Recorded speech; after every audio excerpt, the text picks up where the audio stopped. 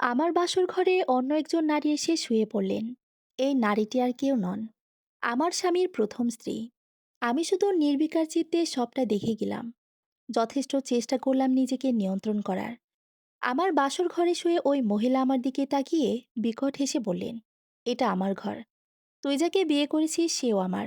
তোর কোনো অধিকার নেই। কোনো অধিকার না। আমি শুধু হালকা একটা নিঃশ্বাস নিলাম। আগে থেকে এমন পরিস্থিতিতে পড়ার জন্য প্রস্তুত ছিলাম।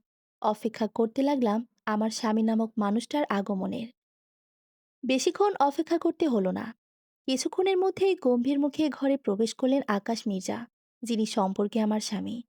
আকাশ ঘরে আসতে আমি তার দিকে নির্লিপ্ত দৃষ্টিতে তাকালাম। নরম অথচ দৃঢ় কণ্ঠে বললাম, এই মহিলা এখানে কি করছেন? আমি তো আপনাকে এই শর্তে বিয়ে করেছিলাম যেন যেদিন আমার সাথে আপনার বিয়ে হবে সেদিন আপনি এই আপদটাকে বিদায় করবেন। তাহলে কেন করলেন না এমন? আকাশ তাকালেন তার প্রথম স্ত্রীর দিকে। বেশ করুণার চোখেই তাকালেন। যে দৃষ্টি দেখে আমার হাসি পেল। আসলে কি এই মানুষটার মনে বিন্দুমাত্র করুণা রয়েছে?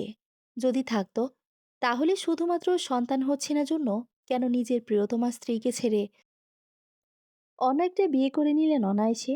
আমার অবশ্য এসব নিয়ে কোনো মাথা ব্যথা নেই। শহরের বিখ্যাত মির্জা পরিবারের বউ হয়েছি, এতে আমি খুশি। বাকি কার সাথে ন্যায় হলো, কার সাথে অন্যায়, সে নিয়ে আমার বিশেষ কিছু যায় আসে না। আকাশ মির্জা তার প্রথম স্ত্রী অনিতাকে আদেশ দিলেন, নিজের সব ব্যাগপত্র গুছিয়ে নিয়ে এখনই বাড়ি ছেড়ে চলে যাও। আকাশ মির্জার কথা শুনে উন্মাদের মতো আচরণ করতে লাগলেন অনিতা।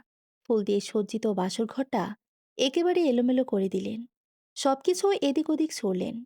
উঠে এসে আকাশ মির্জার কলার চেপে ধরে বললেন, তুমি আমাকে এভাবে ছেড়ে দিতে পারো না আকাশ। আমি তোমার স্ত্রী। তুমি কিভাবে পারো? শুধুমাত্র আমি বাচ্চা জন্ম দিতে অক্ষম জন্য আমাকে ছেড়ে দিতে? কিভাবে? আকাশ মির্জা আমার দিকে এক পলক তাকালেন। এরপরই দ্রুত অনিতাকে ধাক্কা দিয়ে নিজের থেকে দূরে সরিয়ে দিয়ে বললেন, তোমার আমার মধ্যে সব সম্পর্ক শেষ। আমি ইতিমধ্যেই তোমাকে মৌখিক তালাক দিয়ে দিয়েছি। ইসলাম মতে ৩ তালাক দিলেই সম্পর্কের সমাপ্তি ঘটে। এখন শুধু কাগজে কলমের সম্পর্কটা শেষ হওয়া বাকি। অনিতা আকাশ মির্জার পায়ের কাছে বসে পড়লেন। অসংখ্য আকতি মিনতি করলেন, শুধুমাত্র নিজের সংসার বাঁচানোর জন্য। কিন্তু আকাশ মির্জার কোনো ভ্রুক্ষেপ দেখা গেল না। তিনি এবার বেশ গর্জে উঠে বললেন, এসব নাটক করা বন্ধ করো। হয় ভালোই ভালোই বিদায় হও, আর নয়তো আমি সিকিউরিটি ডেকে তোমাকে বাড়ি থেকে বের করতে বাধ্য হব।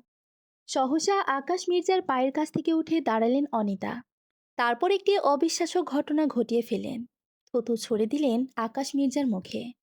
ঘটনার আকস্মিকতায় আকাশ মির্জা কিছু বুঝে ওঠার আগেই তার মুখ ভর্তি হয়ে গেল অনিতার থুতু দিয়ে। আমার কাছে দৃশ্যটা বেশ মজাদার লাগলো। তবে একটু পরে অনিতা আমার দিকে এসে আমার গালে ঠাটি একটা চড় মারলেন। হতবিহবল আমি রাগের দৃষ্টিতে তাকাতে উনি আরো একটা চড় বসিয়ে দিলেন। এরপর আমাদের থেকে কিছুটা দূরে গিয়ে বললেন, তোমরা কখনো সুখী হবে না, দেখে নিও। এক নারীর চাপা আর্তনাদ কখনো বৃথা যাবে না। বলেই তিনি কাঁদতে কাঁদতে বেরিয়ে গেলেন ঘর থেকে। আমি ওনার যাওয়ার দিকে তাকালাম। আকাশ মির্জা আমার কাছে এসে আলতো করে হাত বুলিয়ে দিলেন আমার গালে। তার প্রতিটা স্পর্শে কেঁপে উঠলাম আমি। উনি ঠিক সেই জায়গাতে হাত বুলিয়ে দিলেন যেখানে অনিতা চর মেরেছিল। উনি বেশ মায়ামাখা কণ্ঠে আমার উদ্দেশ্যে বললেন, তুমি একদম কষ্ট পেও না। আমার মুখে থুতো দেওয়ার, তোমাকে চর মারার উপযুক্ত শাস্তি ওই অনিতা পাবে। আমি শুধু আর ঝামেলা বাড়াতে চাই না জন্য কিছু বললাম না। আজ রাত তোমার জন্য চিরস্মরণীয় করে তোলার ব্যবস্থা করছি আমি। অনিতার চর খেয়ে যতটা না খারাপ লাগছিল, তার থেকে কয়েক গুণ ভালো লাগলো ওনার মুখে এমন মধুবর্ষীয় বয়ান শুনে। উনি আমাকে রেখে গেলেন দরজার শিক লাগিয়ে দিতে। এরপর পুনরায় ফিরে এলেন আমার কাছে। আমাকে আপাতমস্তক ভালো করে পরখ করে নিয়ে বললেন, তুমি যাও, এসব ভারী গয়নাগাটি খুলে সাধারণ কিছু পরে নাও। এসবে মনে হয় তুমি অভ্যস্ত নও। এখন অভ্যস্ত না হলেও ধীরে ধীরে ঠিকই অভ্যস্ত হয়ে যাব। মির্জা বাড়ির বউ হয়েছে বলে কথা, একটু তো এসবের সাথে মানিয়ে নিতেই হবে। আচমকায় আকাশ মির্জা নিজের গভীর আলিঙ্গনে সিক্ত করলেন আমাকে। ওনার এই গভীর আলিঙ্গন আমার মনে ভালো লাগার বীজ বপন করলো। যদিও উনি আমার জীবনে প্রথম পুরুষ নন। এর আগে আমি আরো অনেক পুরুষের সাথে ঘনিষ্ঠ হয়েছি। তবে ওনার স্পর্শে আলাদা একটা মাদকতার গন্ধ পেলাম। ওনার শরীর থেকে ভেসে আসা পুরুষালী গন্ধ আমাকে মাতাল করে তুলল। আমি ক্রমশ হারিয়ে যেতে লাগলাম ভিন্ন এক দুনিয়ায়। ক্রমশ ওনার স্পর্শ গভীর থেকে গভীরতর হতে লাগলো। আমাকে খাটে শুয়ে দিলেন উনি। আমার হৃস্পন্দন দ্রুত বাড়তে লাগলো। উনি নিজের পরনের পাঞ্জাবিটা খুললেন, আমায় গলার মধ্যে মুখ ডুবিয়ে দিলেন।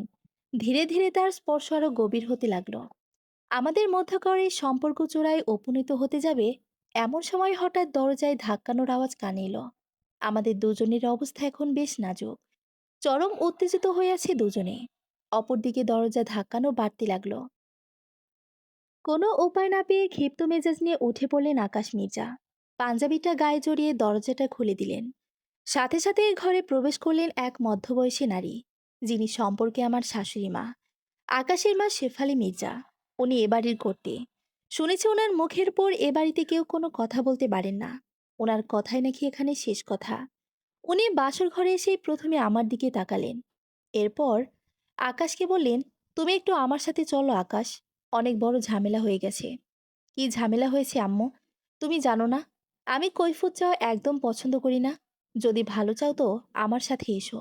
আর এই যে মেয়ে, তুমি নিজের ব্যাগপত্র গুছিয়ে নিয়ে এ বাড়ি ছেড়ে চলে যাও। আমি হতবাক হয়ে গেলাম শেফালি মির্জার কথা শুনে। উনি তো নিজে আমাকে পছন্দ করে এ বাড়ির বউ করে এনেছিলেন। তাহলে এখন কি হলো যে উনি আমায় তাড়িয়ে দিতে চাইছেন? নিজের ভাবনার মধ্যে আমি শুনতে পেলাম উনি আবারও গলা খাকারি দিয়ে বললেন, কি হলো? শুনতে পারলে না আমি কি বললাম? যত তাড়াতাড়ি সম্ভব তৈরি হয়ে বিদায় নাও এ বাড়ি থেকে। আমি করুণ দৃষ্টিতে আকাশের দিকে তাকালাম। উনি আমার থেকে দৃষ্টি ফিরিয়ে নিয়ে বললেন, আম্মু যা বলছে তাই করো। আমি তাজ্জব বনে গেলাম। এই লোকটা কি তাহলে মাম্মাস বয়? সবসময় মায়ের কথাটি উদ্বোস করেন। প্রথমে মায়ের কথায় নিজের প্রথম স্ত্রীকে ফেলে আমায় বিয়ে করলেন, আর এখন আমাকেই চলে যেতে চাইছেন। কিন্তু আমি তো ওই অনিতার মতো অবলা নই। তাই নিজের অধিকার ছাড়তে আমি নারাজ। সকলকে বড় আঙ্গুল দেখিয়ে আমি বললাম, এটা আমার শ্বশুর বাড়ি। এখান থেকে আমি কোথাও যাব না। সাথে সাথেই শেফালি মির্জা আকাশকে আদেশ দিলেন, এই মেয়েটাকে এক্ষুনি এখান থেকে বের করে দে। আকাশ তার মায়ের বাধ্যগত ছেলের মতো কাজ করলো। আমার অনিচ্ছা সত্ত্বেও টানতে টানতে আমায় ঘর থেকে বের করতে লাগলো। আমাকে যখন আকাশ মির্জা মধ্যরাতে বাড়ি থেকে বের হতে দিল, তখন আমি অসহায় হয়ে পড়ে রইলাম রাস্তায়। ভীষণ ক্রোধে আমার মাথা ধরে আসছিল। ইচ্ছা করছিল সবকিছু শেষ করে দেই। তবে আমি নিজেকে শীঘ্রই সামনে নিলাম। এত অপমানের পর এখন নির্লজ্জের মতো মির্জা বাড়িতে ফিরে যাওয়া আমার পক্ষে সম্ভব নয়। তাই আমি ঠিক করলাম নিজের বাড়িতেই ফিরব। বাড়িতে ফেরার কথা ভাবতেই হঠাৎ আমার মনে হলো তুহিনা চৌধুরীর কথা। উনি আমার সৎমা। বর্তমানে আমার বাড়ি ওনারই অধীনে। খুব ছোটবেলায় আমার মা মারা যায়। তারপরে আমার বাবা দ্বিতীয় বিয়ে করে আনেন তুহিনা চৌধুরীকে। তুহিনা চৌধুরী আমাদের বাড়িতে আসার পর বদলে যায় আমার জীবন। আমার খুব করে মনে আছে সেই সময় আমি যখন 14 বছর বয়সে পা রেখেছিলাম। সবে বয়সন্ধিকালে পা রেখেছিলাম। অনেকটাই অবশ ছিলাম। উনি আসার পরে মায়ের অভাব ভীষণ করে বোধ করতে লাগলাম। বাবাও দিন দিন কেমন জানি অচেনা হতে লাগলেন। একসময় তুহিনা চৌধুরী একটি ছেলে সন্তানের জন্ম দিলেন। ব্যাস, কফিনে শেষ, পেরেক ঢুকে দেওয়া হয়ে গেল। বাবা আমার দিকে যেটুকু খেয়াল রাখতো সেটাও আর রাখলো না। শুধুমাত্র আমার খরচ চালিয়ে দায় সারত। এসব দেখে ধীরে ধীরে জীবনের প্রতি আমার মন বিষিয়ে ওঠে। আমিও ধীরে ধীরে অন্ধকার জগতে পা রাখি। এত অবহেলা, অনাদরে আমার ভেতরের ভালো আমিটা ধীরে ধীরে হারিয়ে যেতে থাকে। দশম শ্রেণীতে পড়া অবস্থাতে আমি নেশার জগতে পা রাখি। সঙ্গে ছেলে সঙ্গ তো আছেই। নিজের জীবনের অন্ধকার অধ্যায় নিয়ে ভাবতে ভাবতেই আমি টের পেলাম রাত বাড়ছে। এই অবস্থায় একটা মেয়ের এভাবে রাতে একা একা নিরাপদ নয়। তাই আমি নিজের সেলফোন বের করলাম। কাঙ্ক্ষিত নাম্বারটি ডায়াল করে কল লাগালাম। কিছুক্ষণ রিং হওয়ার পরে রিসিভ হলো। বিপরীত দিক থেকে শুনতে পেলাম একজনের ঘুম চালানো কণ্ঠস্বর। হাই তুলে বলল, হ্যালো, কে বলছেন? আমি তোর জম বলছি। তাড়াতাড়ি তোর গাড়ি নিয়ে আমার শ্বশুর বাড়িতে চলে আয়। ধরফরিয়ে বিছানা থেকে উঠে বসে নিহান। ডেস্কের ওপর থেকে নিজের চশমাটা তুলে পড়ে নেয়। ফোনের স্ক্রিনের দিকে তাকিয়ে বলে, আহ নিকা তুই এত রাতে কেন ফোন করেছিস? এখন তো তোর বাসর হওয়ার কথা। আবার কোনো বিপদ হলো নাকি? বিপদের আর বাকি আছে কি? তুই আয় তো। ফোনে এত কথা বলা সম্ভব না। আচ্ছা, তুই ওখানেই থাক। আমি যত তাড়াতাড়ি সম্ভব পৌঁছে যাব। আর শোন, আসার সময় আমার জন্য 1 প্লেট চিকেন বিরিয়ানি আর একটা কোক নিয়ে আসিস। খুব খিদে পেয়েছে। পেটে যেন ইঁদুর দৌড়াচ্ছে। আচ্ছা। আমি ফোনটা কেটে দিলাম। তারপর এদিক ওদিক তাকালাম। এখন চলছে নভেম্বর মাস। ইতিমধ্যে অল্প অল্প শীত পড়তে শুরু করে দিয়েছে। মধ্যরাত, তাই শীত যেন একটু বেশি। শীতে কাঁপতে লাগলাম আমি। গায়ে ভারী কোনো পোশাকও নেই। এতটুকু পরেই দাড়ির পাথা বন্ধ করলো আলিয়া।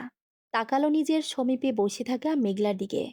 মেঘলা খুব আগ্রহ নিয়ে বলে উঠল, আরে, এই নিহানি তোর মায়ের সেই বেস্ট ফ্রেন্ড না, যে সবসময় তোর মায়ের পাশে ছায়া সঙ্গী হয়ে থাকতো? আলিয়া দীর্ঘশ্বাস ফেলে বলল, হ্যাঁ, ইনিই সেই। তুই ডায়েরিটা পড়া বন্ধ করলি কেন? পড়তে থাক। আমার তো তোর মায়ের গল্পটা খুব ইন্টারেস্টিং লাগছে। আমার একটুও ভালো লাগছে না মেঘলা এসব পড়তে। আমার মায়ের চরিত্র এমন ছিল, আমার ভাবতেও খারাপ লাগছে। উনি কিনা আরেকজনের সংসার ভেঙেছিলেন। তুই এই হীনমন্যতায় ভোগিস না আলিয়া। উনি যা করেছেন তার দায়িত্ব সম্পূর্ণ ওনার উপরে বর্তায়। তুই তো কোনো অন্যায় করিসনি। আমি কিছু বুঝতে পারছি না, যে মাকে ছোটবেলা থেকে আমি নিজের আদর্শ মেনে এসেছি, আজ কিনা তার সম্পর্কে এসব জানতে হচ্ছে। মেঘলা আলিয়ার কাঁধে হাত রেখে সান্ত্বনা দিয়ে বলে, কষ্ট পাস না রে। এরকম কত কিছুই তো থাকে আমাদের স্মৃতির আড়ালে, যা হয়তো অনেকের কাছে অপ্রকাশিত। তুই পড়া কন্টিনিউ কর। আমার পক্ষে আর পড়া সম্ভব নয় মেঘলা। Alia, B brave. এত সহজে ভেঙে পড়লে চলবে না। তোর মনে আছে আহনিকা আন্টি মৃত্যুর আগে তোকে কি বলেছিল? উনি তোকে বলেছিলেন যতই খারাপ লাগুক না কেন, তুই যেন কোনোভাবে এই ডায়েরিটা পড়া বন্ধ না করিস। তোর মনে জমে থাকা সব প্রশ্নের উত্তর এই ডায়েরিতেই আছে, এমনকি তোর প্রীতি পরিচয়ও। মেঘলার কথায় আলিয়া প্রভাবিত হয়। সে নিজেকে শক্ত করে সিদ্ধান্ত নেয় পুনরায় ডায়েরিটা পড়বে। এমন ভাবনা থেকে আবার ডায়েরিটা খুলে পড়তে শুরু করে। পাক্কা 20 মিনিট আমাকে নিহানের অপেক্ষায় দাঁড়িয়ে থাকতে হলো। মশার কামড়ে আর কনকনে শীতে ইতিমধ্যেই আমার অবস্থা কাহিল হয়ে গেছে। নিহান যখনই আমার সামনে এসে গাড়ি থামিয়ে গাড়ি থেকে নামলো, আমি তৎক্ষণাৎ নিজের সব চাপা ক্ষোভ উগরে দিলাম ওর ওপর। খিটখিটে গলায় বললাম, এতক্ষণ লাগে তোর আসতে? এখান থেকে তো তোর বাড়ি বেশি দূরও নয়। এত দেরি হলো কেন? তোকে যে খাবার আনতে বলেছিলাম এনেছিস? নিহান আমার দিকে তাকিয়ে ভুবন ভোলানো হাসি দিয়ে বলল, তোর জন্য খাবার গরম করতে গিয়েই তো দেরি হলো। এত রাতে আর কেউ রেস্টুরেন্টে খুলে রাখেনি আমার জন্য, তাই বাধ্য হয়ে আমার ফ্রিজে থাকা বিরিয়ানি গরম করে আনলাম। আর সৌভাগ্যবশত একটা কোকের বোতলে পেলাম ফ্রিজে। আচ্ছা, তাড়াতাড়ি দে, আমার খুব খিদে পেয়েছে। নিহান আমার দিকে খাবার বাড়িয়ে দিতে আমি নিয়ে খেতে শুরু করলাম। সত্যি ভীষণ খিদে পেয়েছিল। আমাকে গপ করে খেতে দেখে নিহান মিটিমিটি হাসতে লাগলো। আমি ভ্রু পাকিয়ে শুধালাম, কি রে, এভাবে হ্যাবলার মতো হাসছিস কেন? না, কিছু না। তুই আমায় আগে বলতো, এত রাতে তুই বাইরে কি করছিস? আমি একে একে নিজের সাথে ঘটে যাওয়া সব ঘটনায় নিহানকে খুলে বললাম। সব শুনে নিহানের চল শক্ত হয়ে উঠল। আমি তাকিয়ে দেখলাম, রাগে ওর হাতের শিরা উপশিরা সব ফুলে উঠেছে। হাত মুষ্টিবদ্ধ করে নিজের রাগ সামলানোর চেষ্টায় আছে ও, সেটাও বেশ বুঝলাম। নিহান আমায় বলল, তুই খাওয়া শেষ করে চল আমার সাথে। ওই আকাশ মির্জা এবং তার মাকে আমি উচিত শিক্ষা দেব। আরে ভাই, চিল। এত মাথা গরম করলে চলে নাকি? আমি তো আজ হোক কাল হোক মির্জা বাড়িতে ফিরবই, তবে এভাবে না। ওরা যেভাবে অপদস্থ করে আমাকে বের করে দিয়েছে, তার থেকে দ্বিগুণ সম্মান দিয়ে আমায় ফিরিয়ে নেবে। দেখে নিস। নিহান আর কিছু বলতে যাবে তার আগেই আমি ইশারা ওকে থামিয়ে দিলাম। এরপর ওর গাড়িতে বসে পড়লাম। ওর নাম ধরে ডেকে বললাম, জলদি এসে ড্রাইভ কর। আমার খুব ঘুম পাচ্ছে। কোথায় যাবি এখন তুই? তোর বাড়িতে। কি? কেন? কোনো অসুবিধা আছে? না, নেই। আমি মৃদু হাসলাম। জানতাম নিহান আমার মুখের ওপর না বলতে পারবে না। সে স্কুল লাইফ থেকে আমরা একে অপরের বেস্ট ফ্রেন্ড। আমাদের সম্পর্ক এত মজবুত যে আমাদের দেখে কেউ কেউ ভাবতো যে আমরা রিলেশনে করি।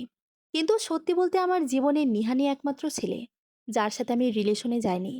ক্লাসের কোনো ছেলেই বাকি রাখিনি। কিন্তু নিহান সবসময় আমার বন্ধু হয়েছিল। একজন প্রকৃত বন্ধু, যে সবসময় আমার পাশে থেকেছে। তাই তো আমি চোখ বন্ধ করে ওকে ভরসা করি। ও কিন্তু অনেক মেধাবী, সবসময় ক্লাসের টপার ছিল। ওর চোখের চশমাটাও সেই টপারের পরিচয় বহন করছে। হা হা। বর্তমানে ও নিজের একটা বিজনেস ফার্ম করে গড়ে তুলছে। বেশ পরিশ্রমী ও। নিজের বন্ধুর জন্য এত প্রশংসা করছি না, আসলে ও বেস্ট। নিহানের বাড়িতে এসে ওর বিছানায় গায়ে এলিয়ে দিলাম আমি। নিহান আমার দিকে শান্তভাবে তাকালো। সামান্য রেগে বলল, আমার বিছানাটা এভাবে দখল করে নিলি, লোকে শুনলে কি বলবে? যে অন্যের বিয়ে করাবো তার বাসরাতের দিন আমার খাটে এসে শুয়ে পড়েছে। আমি হেসে বললাম, তোর সব কিছুর ওপরেই তো আমার একাচ্ছন্ন অধিকার আছে। আমরা সেই ছোটবেলার বন্ধু বলে কথা। আর রইল কথা বাসর ঘরে, সে তো আমাদের বাসর ঘরেও আকাশের প্রাক্তন বয়সে শুয়ে পড়েছিল। সত্যি নাকি? তা না হলে কি বলছি কি, বাদ দে। তোকে একটা মজার কথা বলি, বল। ওই মির্জাবাড়িতে একদিন থেকেই আমি ওখানকার সম্পর্কে অনেক গোপন তথ্য জানতে পেরেছি। কি জানতে পেরেছিস? ওই আকাশ মির্জার বাবা আব্দুল মির্জাই তো বায়োলজিক্যাল ফাদার, তাই না? আমার কথাটা যে নিহানের পছন্দ হলো না, সেটা তার মুখভঙ্গি দেখেই বোঝা গেল। একটা রাগ লক্ষ্য করলাম ওর চেহারায়। আমি ওর রাগকে পাত্তা না দিয়ে বললাম, ওই মির্জা বাড়ির ইতিহাস সম্পর্কে আরও অনেক কথাই শুনেছি। বাড়ির বহু আগের কাজের মেয়ে জরিনা থেকে। ওই মির্জা বাড়ির সব ছেলেদেরই কালো অতীত আছে। এক একটা নারী লোভী আর ভণ্ড। সমাজের সবাইকে নিজেদের ভালো চেহারা দেখায়, আর ভিতরে ভিতরে এসব কথা বাদ দে না। আমি তো এটাই বুঝতে পারছি না, তুই এর ফ্যামিলিতে বিয়ে করতে গেলি কেন? তোর জন্য কি কোনো ভালো ছেলে ছিল না? আমাকে বলতি, আমি তোর জন্য ভালো ছেলে এনে দিতাম। আমি তো ভালো মেয়ে নই ব্রো। তাহলে একটা ভালো ছেলেকে কিভাবে নিজের সাথে জড়াতে চাইবো বল? তাই তো মনে হলো ওই আকাশ মির্জায় একেবারে আমার জন্য পারফেক্ট ম্যাচ। নিহান আর কিছু না বলে পাশের ঘরে চলে গেল। আমি ওর বিছানায় শুয়ে নিশ্চিন্তে ঘুমিয়ে পড়লাম। সকালে ঘুম থেকে উঠে আড়মোড়া ভেঙে বসলাম। বিশাল একটা হাই তুলে উঠে দাঁড়ালাম। ঘর থেকে বেরিয়ে সিঁড়ি বেয়ে নিচে আসলাম কিচেনের দিকে। নিহান রান্না করছিল। ছেলেটা বেশ রান্নাও করে। আমি ওর পাশে গিয়ে বললাম, কি হলো, থামলি গেল আলিয়া? আলিয়া মেঘলার দিকে তাকিয়ে বলল, এরপর ডায়েরির কিছু পেজ গায়েব। তাহলে একটা কাজ কর, পরের পেজ যেখানে আছে সেখান থেকে পড়তে শুরু কর। আলিয়া আবার পড়তে শুরু করে। এভাবে যে হঠাৎ খুনের কেসে ফেঁসে যাব, সেটা আমি ঘূর্ণা করেও টের পানি। তাও না আবার কাকে? আকাশ মির্জার প্রাক্তন স্ত্রী অমিতাকে। যে মেয়েটাকে বাসর ঘরে সে অপ্রীতিকর ঘটনার পর আর কখনো দেখিনি, তার খুনের দায় কিনা আমার ওপর এসে বর্তালো। দেশের আইন ব্যবস্থার উপর বিশ্বাস যেটুকু ছিল, সেইটুকু আর রইল না। যদিও আমি এখন পুলিশ কাজটা দিতে নেই, নিহানের সহায়তায় আত্মগোপনে আছি রাঙামাটির একটি প্রত্যন্ত এলাকায়। নিহান বলেছে ও সত্যতা উদ্ঘাটন করার চেষ্টা করবে, তারপরই আমাকে ফিরিয়ে আনবে। আমি ওর কথা মেনে নিয়েছি। রাঙামাটিতে এসে সম্পূর্ণ ভিন্ন পরিচয়ে নিজেকে মানিয়ে নিয়েছি আমি। এখানকার পরিবেশ যেমন সুন্দর, তেমনি সুন্দর এখানকার মানুষের ব্যবহার। বর্তমানে এক উপজাতি এলাকার পাশে রয়েছি আমি। এদিকটায় চাকমা উপজাতির বাস। গ্রামটা বেশ শুনশান এলাকায়। এখানে অবধি আমার খোঁজ করা কোনো সাধারণ মানুষের পক্ষে সম্ভব নয়, যতক্ষণ না পর্যন্ত আমি নিজে থেকে ধরে দেব। গ্রামটির নাম তিয়াই, যার অর্থ সূর্যের ভূমি। এই গ্রামের সকল মানুষদের দেখি প্রতিদিন ভোরে সূর্যের উদয়কালে বিশেষ এক প্রার্থনায় সমবেত হতে। যতদূর শুনলাম এখানকার লোকেরা সূর্য দেবতার আরাধনা করে। এখানে বেশ বাহারি খাবারও পাওয়া যায়। এখানকার মানুষেরা কৃষিকাজ করে, এছাড়াও শিকার করে খায়। গ্রামের পাশে একটা বিশাল হ্রদ বিদ্যমান, সেখান থেকেও অনেকে মাছ ধরে খায়। এত সব সুবিধার মধ্যে কিছু অসুবিধাও আছে এখানে, যার অন্যতম হলো এখানে সারাদিন খুঁজলেও আপনি নেটওয়ার্ক পাবেন না। বিশুদ্ধ পানীয় জলের অভাবও রয়েছে। এত সব কিছুর পরেও গ্রামে যে বিষয়টা আমায় মুগ্ধ করে, সেটা হলো তেহাইও। আনুমানিক 25 কি 26 বছরের তাগড়া যুবক। এই গ্রামের গ্রাম প্রধানের একমাত্র ছেলে। দেখতে বেশ ফর্সা, লম্বা, চাকমা হওয়ার কারণে গোলগাল চেহারা, যেমনটা হয় আর কি।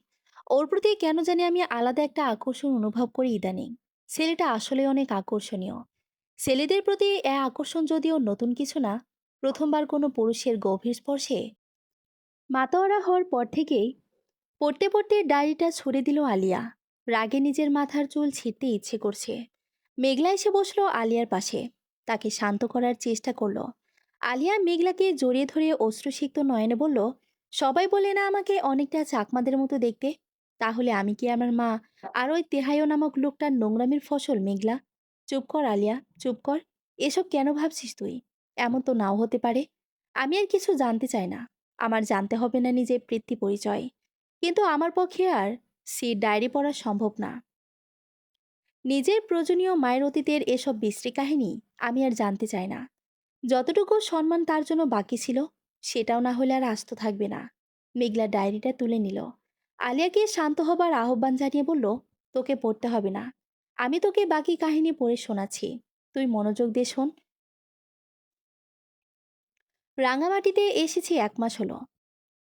এর মধ্যে তেহাইয়ের সাথে কোনোদিন সেভাবে কথা হয়নি। একদিন আমি নিজে থেকে আগ বাড়িয়ে পরিচয় করে নিলাম। ওর সাথে কথা বলে বেশ ভালো লাগলো। ছেলেটা বেশ নম্রভদ্র। আমার আবার এমন নম্রভদ্র ছেলে পছন্দ নয়। ভালো ছেলেদের ঠিক হজম করতে পারি না। আমার পছন্দ ঠিক আমার মতো কোনো প্লেবয় ছেলে। আমি যেমন প্লে গার্ল, তেমনই এক প্লেবয়ের সাথে তো আমাকে মানায়, তাই না? হা হা হা। দিনগুলো বেশ ভালোই যেতে লাগলো। কিন্তু ওই যে কথায় আছে না, সুখ হলো শৈবালের নীড়। সুখ বা ভালো মুহূর্ত সত্যি ভীষণ ক্ষণস্থায়ী। তাই তো শেষ রক্ষা হলো না। পুলিশ শেষ পর্যন্ত আমার খবর পেয়েই গেল। বর্তমানে তারা গোটা গ্রামটা ঘিরে রেখেছে। আমার আর পালানোর কোনো পথ নেই। হয়তো এখন আমাকে স্যারেন্ডার করতে হবে। আমি জানি আমি একজন মহাপাপী। তবে মানুষ হত্যার জন্য জঘন্য আমি করিনি। যেই কাজটা করিনি তার জন্য শাস্তি পাবো না, এতটুকু ভরসা আমার আছে। বাকিটা ভাগ্যের উপর ছেড়ে দিলাম। এটুকু পরেই থামলো মেঘলা। আলিয়ার দিকে তাকিয়ে বলল, দেখলি, তুই শুধু শুধুই এত কিছু ভেবে নিচ্ছিলি। ওই তেহাইয়ের সাথে তোর মায়ের কিছুই হয়নি। আলিয়া বেশ অধৈর্য হয়ে বলল, পরের পৃষ্ঠায় যা তাড়াতাড়ি। আমি এর পরের ঘটনাগুলো জানতে চাই। ঠিক আছে, পড়ছি। দাড়ির পাতা উল্টিয়ে পরবর্তী পাতায় চোখ রাখল মেঘলা। প্রস্তুতি নিল পড়া শুরু করার। আমাকে জেলে রাখা হলো বেশ কয়েকটা দিন। এই সময় আমি বুঝতে পারলাম নিহানের কাছে আমি কতটা গুরুত্বপূর্ণ। আসলে ছেলেটার জীবনে আমি অনেক বিশাল একটা জায়গা জুড়ে আছি, যার বিশালতা হয়তো খুব সহজে বলে বোঝানো সম্ভব নয়। আমার জন্য এদিক থেকে ওদিক ছোটাছুটি করে ও আমাকে নিরাপদ প্রমাণ করার জন্য সব রকম চেষ্টা করতে লাগলো। আজ আমাকে কোর্টে নেওয়া হলো। আমার পক্ষে একজন উকিল ঠিক করেছে নিহান। অপরদিকে আমার বিপক্ষেও একজন উকিল আছেন। বিচার কার্য শুরু হলো। বিপক্ষের উকিল প্রশ্ন করার সুযোগ পেতেই আমাকে নিজের কথার জালে ফাঁসানোর চেষ্টা করতে লাগলেন। আমিও সচেতনভাবে উত্তর দিতে লাগলাম। এরই মধ্যে তিনি মন গড়া ভিত্তিহীন কাহিনী বলতে শুরু করে দিলেন। তিনি বললেন, আপনি মিস্টার আকাশ মির্জার জীবনে প্রবেশ করতে চেয়েছিলেন। অবশ্যই এর কারণ ছিল তার অর্থ প্রতিপত্তি, তাই নয় কি? আর এই জন্য আপনি ওনাকে নানাভাবে সিরিয়াস করতে লাগলেন। আপনার মতো একজন লাশময়ী নারী থেকে ইঙ্গিত পেলে মহাপুরুষবাদে কোনো ছেলেই চুপ করে থাকতে পারবে না। আকাশ মির্জাও পারেনি। আপনার মতো চরিত্রহীন নারী যা পারেন তাই করলেন, নিজের শরীর বিলিয়ে। ওনার কথা শুনে চিৎকার করে উঠল নিহান। উঠে দাঁড়িয়ে বলল, ওর নামে আর একটা বাজে কথা বলবেন না। এখানে একটা কেসের বিচার কাজ চলছে, কারো ক্যারেক্টার নিয়ে নয়। বিচারক নিহানকে বসতে বললেন এবং বিপরীত পক্ষের উকিলকেও এমন কথা বলতে নিষেধ করলেন। তবুও তিনি দমলেন না। বলতে লাগলেন, আকাশ মির্জাকে সিরিয়াস করে বিয়ে করার পর অমিতা আপনার জীবনে সমস্যা হয়ে দেখা দেয়। তাই আপনি ওনাকে নিজের পথ থেকে সরিয়ে দেওয়ার সিদ্ধান্ত নেন। তাই তো রাতে যখন উনি ঘুমিয়ে যান, তখন আপনি ওনাকে বালিশ চাপা দিয়ে হত্যা করেন। আমি বললাম, এসব সত্য নয়। অমিতাকে আমি মারিনি। কোনো অপরাধী নিজের অপরাধ নিজের মুখে স্বীকার করে নেয় না। তবে আমার কাছে প্রমাণ আছে যে খুন আপনিই করেছেন। বলেই তিনি তার সহকর্মীকে ইশারা করেন। তার সহকর্মী একটি ফরেনসিক রিপোর্ট এনে বিচারককে দেখান। তারপর আমার বিপরীত পক্ষের উকিল আলমগীর ইসলাম বলেন, এই ফরেনসিক রিপোর্ট দেখে স্পষ্ট যে মিসেস অমিতাকে শ্বাসরোধ করে হত্যা করা হয়েছে। সাথে সাথে আপনি এর সাথে সংযুক্ত ফিঙ্গারপ্রিন্ট রিপোর্টটাও দেখে নিতে পারেন। মিস অমিতার লাশের পাশেই যে বালিশটা পাওয়া গেছে সেখানে মিসেস আর্নিকার হাতের ছাপ পাওয়া গেছে, যা থেকে স্পষ্ট বোঝা যাচ্ছে খুনি উনি নিজেই। আমি শুষ্ক চোখে খেয়াল করলাম আকাশ মির্জা ও শেফালি মির্জার দিকে। তাদের দুজনের চোখই চকচক করছে, মুখে লেগে আছে হাসি রেখা। তাদের শয়তানি বেশ বুঝলাম আমি। ওনারাই যে অমিতার খুনি এই বিষয়ে বিন্দুমাত্র সন্দেহ নেই আমার। কিন্তু আমি এই কেসে বাজেভাবে ফেঁসে যাচ্ছি। আমার পক্ষের উকিল রফিকুল ইসলাম বলেন, এই ফরেনসিক রিপোর্টটা বা ফিঙ্গারপ্রিন্ট রিপোর্ট থেকেই কিছু প্রমাণিত হয় না। এমনও তো হতে পারে অনেকে ওনাকে খুন করার পর কৌশলে এই বালিশের ফিঙ্গারপ্রিন্ট নিয়ে সেটা লাশের পাশে রেখে এসেছে। রফিকুল ইসলামের কথা শুনেই আমার মনে পড়ল, যখন আমি আর আকাশ মির্জা ঘনিষ্ঠতে যাচ্ছিলাম, তখন আমি একটি বালিশ খামচে ধরেছিলাম। তাই সেখানেও আমার ফিঙ্গারপ্রিন্ট পাওয়া অসম্ভব কিছু নয়। আমার কাছে ধীরে ধীরে এবার সব পরিষ্কার হতে লাগলো। সেদিন কেন আকাশ মির্জা বলেছিলেন অমিতা উচিত শিক্ষা পাবে? কেন সেদিন তারা দুজনে আমার বাড়ি থেকে বের করে দিল? সব এবার আমার কাছে জলের মতো পরিষ্কার। নিজের পক্ষে প্রমাণ পেতে আমি বলে উঠলাম, মাননীয় আদালত, ফরেনসিক রিপোর্টে নিশ্চয়ই রোগীর মৃত্যুর সময় বলা আছে। বিচারক সম্মতি জানালেন। আমি মৃদু হেসে প্রশ্ন করলাম, সময়টা জানতে পারি? 28শে অক্টোবর রাত 12টায়। আমি বুঝলাম অমিতা আমাকে বাড়ি থেকে বের করে দেওয়ার পরেই অমিতাকে খুন করা হয়েছে। রফিকুল ইসলাম বললেন, এত তাড়াতাড়ি আমার মক্কেলকে দোষী সাব্যস্ত করা যাবে না। আগে এই বিষয় নিয়ে আরো অনেকক্ষণ তদন্তের প্রয়োজন। বিচারক আজকের মতো এখানেই বিচার কার্য শেষ করলেন। পরবর্তী শুনানি ঠিক হলো 5 দিন পর। সেদিন কারাগারে নিহান আমার সাথে দেখা করতে এলো। নিহানের সাথে আমি বিষয়গুলো নিয়ে আলোচনা করলাম। আমি ওকে জানলাম, আমার মনে হয় আমাকে বাড়ি থেকে বের করে দিয়ে ওরা অমিতাকে খুন করে। নিহান আমাকে আশ্বাস দিয়ে বলে, তুই কোনো চিন্তা করিস না আন্নিকা, আমি যে করেই হোক তোকে নির্দোষ প্রমাণ করবই। ভরসা পেলাম আমি। নিহানের ওপর যে অনেক ভরসা করি আমি। এরপর 3 দিন নিহানের কোনো খোঁজই পেলাম না। ভেতরে ভেতরে উদ্বিগ্নতা বাড়ল বই কমল না। 3 দিন পর হঠাৎ করে নিহানের মা নর্মিজা আমার সাথে দেখা করতে এলেন। ওনার আরও একটা পরিচয় হলো, উনি আকাশ মির্জার বাবা আজিজুল মির্জার চাচাতো বোন তথা তার সন্তানের মা। যতদূর জানি বিয়ের আগে ওনাদের মধ্যে ঘনিষ্ঠ সম্পর্ক ছিল। শেফালি মির্জার সাথে বিয়ের পরে নাকি সেই অবৈধ সম্পর্ক চলতে থাকে। নূর মির্জা প্রেগনেন্ট হয়ে গেলে নিজের সন্তানের পিতৃ পরিচয় দাবি করেন সবার সামনে। তখন তাকে মির্জা বাড়ি থেকে বের করে দেওয়া হয়। তারপর তিনি একাই নিহানকে বড় করে তোলে। নূর মির্জা আমায় বললেন, তোমাকে কিছু জরুরি কথা বলার আছে। জানো, তোমাকে বাঁচাতে গিয়ে আজ আমার ছেলেটা বিপদে পড়ে গেছে। ওরা ওকে বন্দি করে রেখেছে। বলেছে যদি তুমি আদালতে তুমি এই খুনের দায় স্বীকার করে নাও, তাহলে আমার ছেলেটাকে, আমি একজন মা হয়ে তোমার কাছে আমার ছেলের জীবন ভিক্ষা চাচ্ছি আন্নিকা। এই মায়ের অনুরোধ তুমি রাখো। তাছাড়া এটাও ভেবে দেখো, নিহান তোমার জন্য কি কি করেছে। তোমার কি উচিত নয় ওকে সাহায্য করা? ও যাতে বাঁচতে পারে সে ব্যবস্থা করা? আমি মানুষটা যেমনই হই বিবেকহীন নই। নিহান আমার জন্য অনেক করেছে। আজ আমি ওর সব উপকারের প্রতিদান দিলাম। আদালতে সবার সামনে যে অন্যায়টা করিনি তা স্বীকার করে নিলাম। দিলাম সে মিথ্যে জবানবন্দি যে আমি অমিতাকে বালিশ চাপা দিয়ে খুন করেছি। কারণ আমি ওকে আকাশ মির্জার জীবন থেকে যেতে বলেও রাজি হয় না, যাতে আমার স্বার্থে আঘাত লাগে। আদালত আমার মৃত্যুদণ্ডের শাস্তি ধার্য করে। আমার চোখে জল চলে এলো। আমার ফাঁসি কার্যকর হওয়ার ঠিক কয়েকদিন আগেই নিহান আবার কেসটা রিপোর্ট করলো। ওর কাছে থাকা সব প্রমাণ একত্রিত করলো, যার মধ্যে কিছু টেপ রেকর্ডার, ভিডিও ফুটেজও ছিল। যা থেকে স্পষ্ট হয়, সেদিন আমাকে বাড়ি থেকে বের করার পর আকাশ ও তার মা অনিতাকে প্রথমে বোঝানোর চেষ্টা করে। কিন্তু সে রাজি না হওয়ার কারণে তাদের মাথায় রাগ চেপে যায়। 2 মা ছেলে মিলে চরম নির্মমতার পরিচয় দেয়। বালিশ চাপা দিয়ে ওকে হত্যা করে। তারপর কৌশলে আমার হাতের ছাপলা বালিশ নিয়ে আমাকে ফাঁসায়। এমনকি নিহানকে আটকে রেখে আমাকে মিথ্যা সাক্ষী দিতে বাধ্য করে। তারা ভাবে নিজেরা নিরপরাধ সেজে থাকবে। তবে যার কাছে নিহানের মতো বন্ধু আছে, তার তার কোনো বিপদ হয় এতটা সোজা নয়। আমার ক্ষেত্রেও তাই হলো। নিহানের ছত্রছায়ায় চলল আমার জীবন। দিন চলে যেতে লাগলো। নিরপরাধ প্রমাণিত হবার পর আমি সাধারণভাবে ঘুরতে লাগলাম। নিজের স্বাভাবিক জীবনে প্রত্যাবর্তন করলাম আমি। তবে ইদানিং নিহানের অনেক পরিবর্তন আমি লক্ষ্য করে চলেছি। ছেলেটার মধ্যে যে ব্যাপক পরিবর্তন দেখা যাচ্ছে, তার অন্যতম হচ্ছে ইদানিং ও আমার প্রতি একটু বেশি কেয়ারিং হয়ে উঠেছে। ওর চোখে আমি আমার প্রতি অন্যরকম অনুভূতি লক্ষ্য করেছি, যা আমাকে বুঝিয়ে দিচ্ছে আমার এতদিনের পুরনো বন্ধু আমাকে আর আগের নজরে দেখছি না। ব্যাপারটা মোটেও খুশি হওয়ার মতো নয়, বরং আমার জন্য অনেক চিন্তার একটি বিষয়। আমি ভাবলাম একদিন নিহানের সাথে বসে এই বিষয়টা নিয়ে কথা বলবো। তবে আমাকে কিছু বলয়ের হলো না।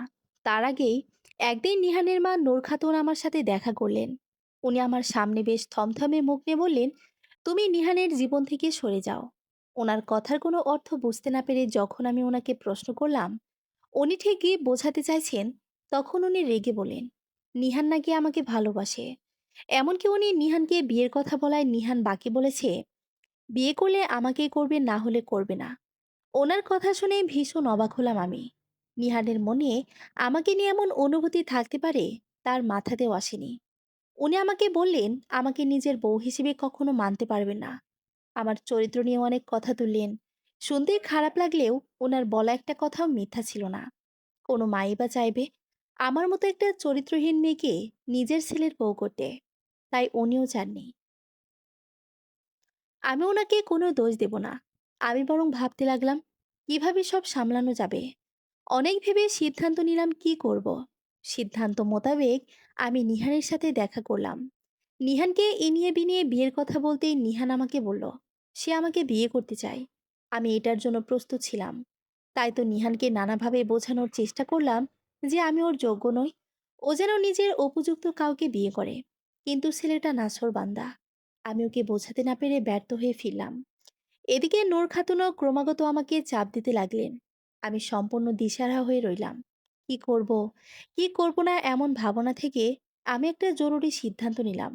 আমি নিহানকে একদিন ডেকে বললাম, ও যদি আমাকে সত্যি ভালোবেসে থাকে তাহলে যেন আমার দেখা মেয়েকে বিয়ে করে। নিহান আপত্তি জানাতেই আমি নিজের মিথ্যা ক্যান্সারের রিপোর্টটা দিলাম ওর দিকে। বলা বাহুল্য, আমার এই রিপোর্টটা আমি আমার এক পরিচিত ডাক্তারি থেকে টাকার বিনিময়ে বানিয়ে নিয়েছি। আমি রিপোর্ট কার্ডটা ওকে দিয়ে বললাম, আমি আর বেশি দিন বাঁচবো না। আর এটাই আমার শেষ ইচ্ছা, ও যেন আমার পছন্দসই মেয়েকে বিয়ে করে। আমার কথা শুনে নিহান বাচ্চাদের মতোই কাঁদছিল। ওকে কাঁদতে দেখে আমার ভীষণ খারাপ লাগলেও আমার কিছু করার ছিল না। বুকে পাথর চেপে আমি ওর সামনে মিথ্যা অভিনয় করে যাচ্ছিলাম। আমার অভিনয়ে বাধ্য হয়ে নিহান বিয়ে করলো অন্য একটি মেয়েকে। মেয়েটির নাম ছিল নয়না। ভদ্র, সভ্য একটি মেয়ে, যার মন মানসিকতাও অনেক সুন্দর ছিল। সব থেকে বড় কথা, ও আমার মতো নষ্ট ছিল না। নয়না ও নিহানকে সুখে দাম্পত্য জীবন অতিবাহিত করতে দেখে আমার অনেক ভালো লাগলো। বছর ঘুরতে না ঘুরতেই নয়না আর নিহানের মেয়ে দুনিয়ায় এলো। এর মধ্যে আমি মরে যাওয়ার নাটক করে নিহান ও নয়নার জীবন থেকে দূরে সরে এসেছি। আমার স্মৃতি অমর করে রাখতে আমার সাথে মিলিয়ে নিহানোর মেয়ের নাম রাখলো আলিয়া। আলিয়া স্তম্ভিত হয়ে গেল। উৎফুল্ল হয়ে বলল, তার মানে আমি মায়ের মেয়ে নই? আমি মায়ের বন্ধু নিহান আর তার স্ত্রী মেয়ে। তাহলে আমি কিভাবে মায়ের কাছে এলাম? মেঘলা বলল, তুই একটু ধৈর্য ধর, শেষ একটা পেজ বাকি আছে। আমি সেটা পড়ছি, তাহলে সব হয়তোবা ক্লিয়ার হবে। মেঘলা আবারও ডায়েরিটা পড়তে শুরু করলো। বেশি সুখ বোধ হয় কারো কপালে সয় না। খুব সহজে মানুষের গোছালো জীবন নষ্ট হয়ে যেতে পারে। এই ব্যাপারটার প্রমাণ আমি আবারও পেলাম। নিহান আর নয়না নিজেদের মেয়েকে নিয়ে কক্সবাজারে ঘুরতে গেল, কিন্তু কেউ আর ফিরল না। দুজনে একটি দুর্ঘটনায় মারা গেল। তবে সৌভাগ্যক্রমে তাদের মেয়ে আলিয়া বেঁচে রইল। নূর খাতুন এই মেয়েটির দায়িত্ব নিতে চাইল না, তাকে অনাথ আশ্রমে দিতে চাইল। এটা শুনে আমি আর চুপ থাকতে পারলাম না। আমার জীবনে নিহানের অবদান ভোলার মতো নয়। ও ছিল জন্যই আজ আমি বেঁচে আছি। তাই আমি সেই মুহূর্তে সিদ্ধান্ত নিলাম নিহানের মেয়ের দায়িত্ব আমিই নেব। আর তাই নিলাম। আলিয়াকে দত্তক নিয়ে ওকে নিজের মেয়ের মতো করে মানুষ করতে লাগলাম। নিজের মধ্যে অনেক পরিবর্তন আনলাম। জীবনে অনেক পাপ করলেও আমি এরপর একজন পরহেজগার বান্দা হওয়ার চেষ্টা করলাম। পর্দা করলাম, ইসলাম মেনে চললাম। আলিয়াকেও সে শিক্ষায় শিক্ষিত করলাম। ওর কাছে তাই আমি একজন আদর্শ মা। কিন্তু স্মৃতির আড়ালে লুকিয়ে থাকা এই কথাগুলো জেনেও কি ও আমায় আগের মতো সম্মান করবে? নিশ্চয়ই না। তবু আমি চাই ও জানো নিজের আসল পরিচয়। আমাকে ঘৃণা করার বিনিময়ে হলেও জানো। আলিয়ার চোখ থেকে টুপটুপ করে পানি পড়তে লাগলো। সে হঠাৎ করে মেঘলাকে জড়িয়ে ধরে বলল, আমি মাকে ঘৃণা করি না, কখনো করতে পারবো না। ওই মানুষটা আমাকে এত সুন্দর জীবন দিয়েছে, তাকে আমি কিভাবে ঘৃণা করি? তবে হ্যাঁ, ওনার আগের যে চরিত্র ছিল তার জন্য ওনাকে ক্ষমা করা সম্ভব নয়।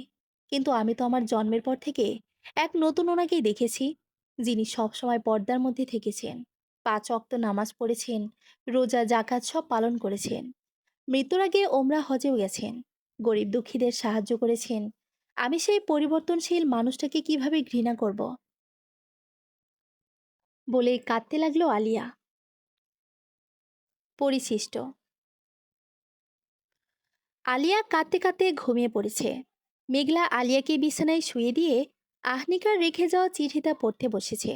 মেঘলার এখনো মনে আছে, আহনিকা মৃত্যুর আগে তাকে আলাদা করে ডেকে এই চিঠিটা দিয়েছিল। আহনিকার প্রতি মেঘলাও কম কৃতজ্ঞ নয়। সে তো একটা অনাথ আশ্রমে বেড়ে উঠেছে, যার মা বাবা কেউ নেই।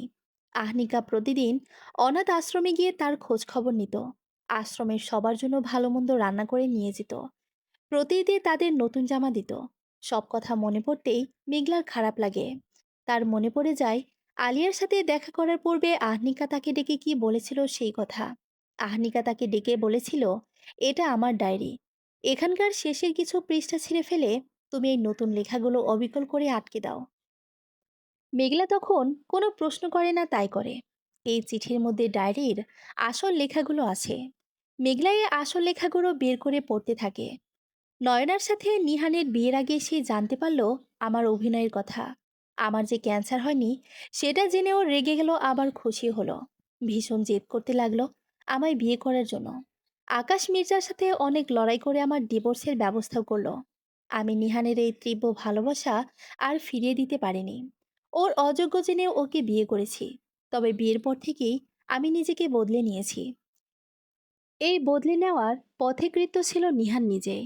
ও আমাকে নিজের কৃতকাজের জন্য তওবা করে ইসলাম মানতে পরামর্শ দিল। আমিও তাই করলাম। ধীরে ধীরে ইসলামের পথে আসলাম। জীবনে শান্তি ফিরে পেলাম। বছর ঘুরতে না ঘুরতে আমি জানতে পারলাম আমি মা হতে চলেছি। ভীষণ খুশি হলাম। নিহানও অনেক খুশি ছিল আমাদের সন্তানের আগমনের কথা শুনে। এর মধ্যে একদিন হঠাৎ আমাদের জীবনে নতুন বিপর্যয় নেমে এলো। দুজনে মিলে হাসপাতালে গেলাম আমার চেক আপ করাতে। সেই হাসপাতালে হঠাৎ দুর্বৃত্তরা হামলা চালালো, জিম্মি করলো অনেককেই। তার মধ্যে আমিও নিহানও ছিলাম। আমি ভীষণ ভয় পেয়ে গিয়েছিলাম, নিজের জন্য নয়, নিহান আর আমার অনাগত সন্তানের জন্য। অনেক বাঘ বিতণ্ডতার পর পুলিশের সাথে চুক্তির মাধ্যমে ওরা কিছু জিম্মি করা মানুষকে মুক্তি দিতে সম্মত হলো। কিন্তু সমস্যা এখানে, তার হয় আমাকে মুক্তি দিবে, না হয় নিহানকে। আমি মনে প্রাণে চাইছিলাম নিহান মুক্তি পাক, কিন্তু তার হয়ে ওঠে না। নিহান আমার আর আমার সন্তানের জন্য নিজেকে স্যাক্রিফাইস করে দেয়। আমি সেদিন নিহানকে জড়িয়ে ধরে অনেক কান্না করি। সেটাই ছিল আমাদের শেষ দেখা। এরপর নিহানকে আমি দেখি নিথর দেহে। এতটুকু লেখা পড়েই হাউমাউ করে কাঁদতে শুরু করে মেঘলা। সত্যিকারের ভালোবাসার পরিণতি কেন সবসময় এমন হয়? মেঘলার এখনো মনে পড়ে আহনিকার বলা শেষ কথা। তিনি বলেন, আসল সত্যটা যেন সবসময় স্মৃতির আড়ালেই থাকে। আমি চাই না যে আমার মেয়ে যেন সে এক দুশ্চরিত্রা মায়ের মেয়ে। সমাপ্ত।